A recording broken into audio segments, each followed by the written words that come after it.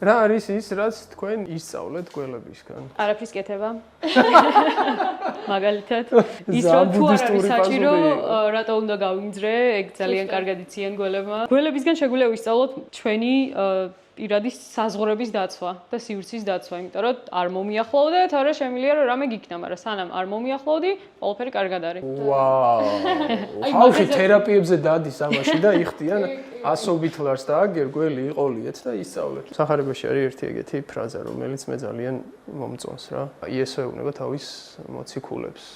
იყავით უმციკლო ვითარცა მტრედნი და მეცნიერ ვითარცა გველნი. ვაუ. და ნუ კი სისუფთავე საჭირო, მაგრამ თავის დაცვა უნდა შეგეძლოს, შენი საზღვრების დაცვა, რომ შენი ეს შინაგანი სიწმინდა ვიღაცამ ფეხქვეშ არ გათემოს თუ მარტო მტრედი თუ იქნები, ძალიან დაუცველია. კი.